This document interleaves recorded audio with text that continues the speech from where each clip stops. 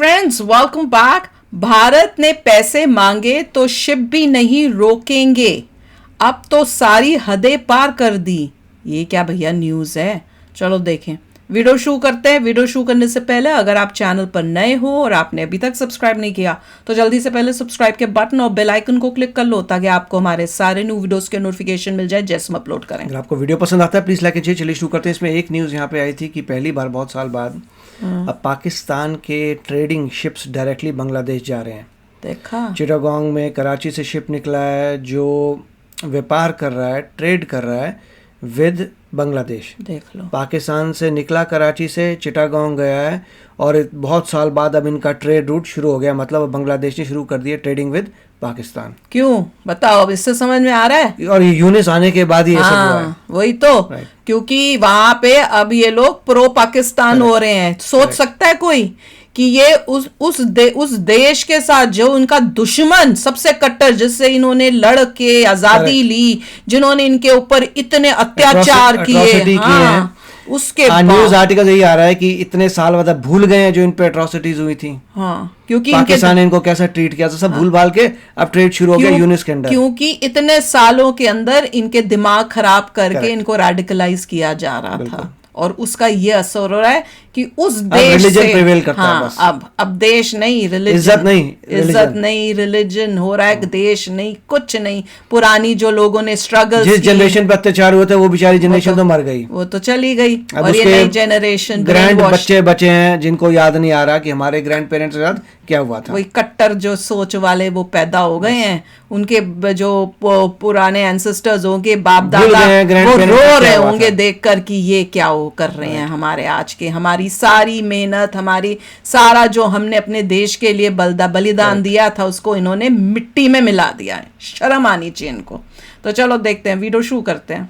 इस समय बांग्लादेश की सरकार को जो लोग चला रहे हैं उनके ऊपर धर्म का नशा इतना ज्यादा सवार हो गया है कि वो ये भी भूल गए कि आज से ठीक 50-55 साल पहले पाकिस्तान ने उनके लोगों के ऊपर कितने अत्याचार किए थे। मैंने भी यही बोला, माताओं बहनों के साथ क्या क्या किया था। ये लोग ये भी भूल गए कि पाकिस्तान आर्मी के कहर से इनको भारत ने बचाया था।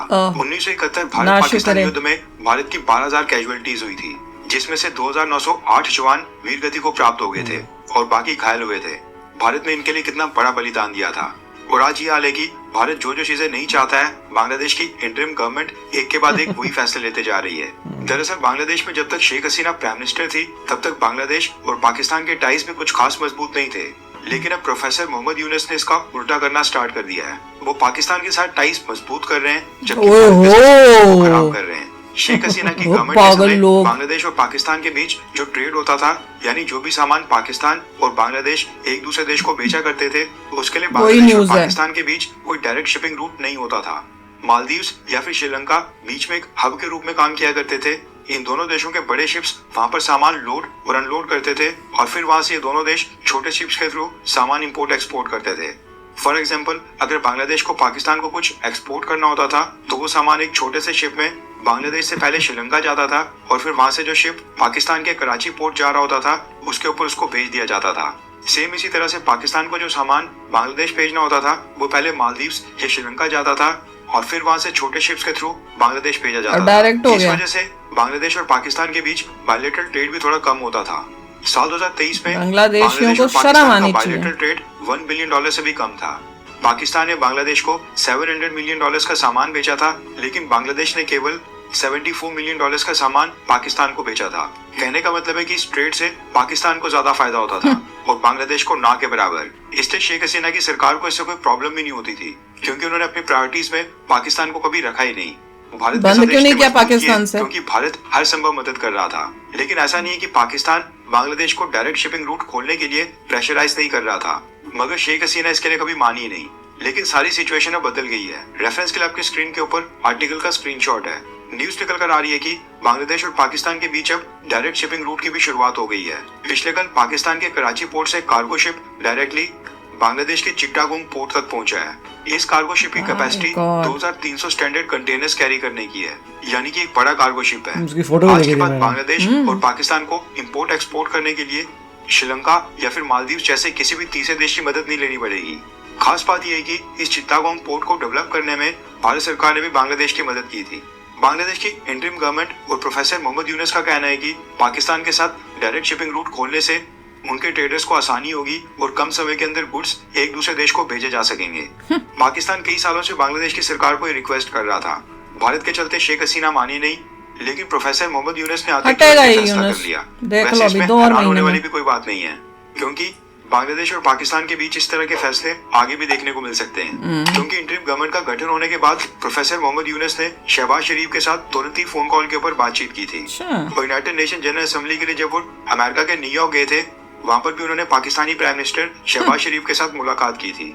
खैर, आपको क्या लगता है कि बांग्लादेश को लेकर भारत को क्या स्टेप्स उठाने चाहिए? कठोर स्टेप्स अपनी राय जरूर बताएं। ये सोचने की जरूरत ही नहीं है, कठोर स्टेप्स, स्ट्रिक्ट से स्ट्रिक्ट स्टेप्स उठाओ। ये एंटी इंडिया हो के प्रो पाकिस्तान बन रहे हैं, ऐसा गंदा देश है। मैं तो देख के हैरान हो रही हूँ कि इतने मैं तो ये देख के हैरान होती हूँ अपनी पुरानी स्ट्रगल्स, अपनी पुराने क्या पाकिस्तान ने किया था तुम्हारे साथ, तुम्हारे अपनों के साथ, तुम्हारी लेडीज के साथ, वो सब तुम भूल गए। हाय राम, ऐसा भी होता है? मैं तो अपनी जिंदगी में सोच ही नहीं सकती। देखिए, एजुकेशन डिपेंड करता है उन्होंने अपनी हिस्ट्री में क्या पढ़ा है, क्या उन्हें बताया कि 97 वॉर में क्या हुआ था। ऐसे भी घटिया हो सकता है। अगर किसी को बताया नहीं then nobody will know, new generation won't know अगर पढ़ाओगे नहीं तो। अरे तुम्हें नहीं पता है तुम क्या अट्रॉसिटीज हुई, क्या हुआ, अगर तुमने पढ़ाया नहीं, अपनी हिस्ट्री से निकाल दिया, then that's what it is. मैं तो इस शौक में हूँ कि इंडिया लोग बाकी देशों का भला करता रहता है, बदले में इंडिया को मिलता क्या है? हर जगह से, यहाँ से नेपाल से भी न्यूज आ रही है, अब कुछ कुछ भूटान से भी आ रही है, कोई श्रीलंका देख लिया, ये मालदीव्स देख लिया, अब ये बांग्लादेश देख लो। मैं तो ये कहता हूँ कोई बहुत ही एग्रेसिव आना चाहिए इंडिया का लीडर, इतना एग्रेसिव कि बोले एक चिकन नेक को मैं सॉल्व करने वाला हूँ, जो जो एरियाज में चाहिए मैं ले रहा हूँ, to help with everything on earth. Exactly, वो तो लेके रहना है, वो इंडिया की सेफ्टी के लिए जरूरी। बहुत पहले ही इंडिया को स्टेप ले लेना चाहिए था। अपने देश को सबसे ऊपर रखना पड़ेगा। आप खरीदिए, कुछ भी करिए, उसको बड़ा करिए, प्रॉब्लम सॉल्व करिए। ये दोस्ती और अच्छाई के जमाना नहीं रहा है, देख नहीं रहा। बार बार एग्जाम्पल्स आ रहे हैं। अरे अपनी हिस्ट्री से ही देख लो कि अच्छाई करके हमें क्या मिलता है। दुनिया भर की लैंड है, फिर भी जरा जरा लेता रहता है, लेता जा रहा है, अभी भी लेता इंडिया ने आज तक चिकन नेक को बड़ा करने के लिए क्या किया, आई डोंट नो। बल्कि और प्रॉब्लम्स खड़ी होती जा रही हैं। वहां नेपाल कह रहा है कि भैया हमारी जगह है ये सोचो।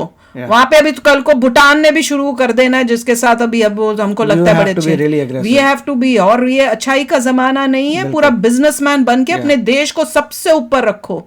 यही तो कॉन्सेप्ट अमेरिका करता है, तभी तो आगे बढ़ा है। कॉन्सेप्ट इजराइल करता है। इजराइल करता है। कितनी धीरे धीरे उसकी लैंड बढ़ती जा रही है। हाँ, यही करना भी चाहिए। आपको अपने देश का देखना है, यहाँ अच्छाई कर करके दिख ही रहा है कि मिल क्या रहा है वापस में।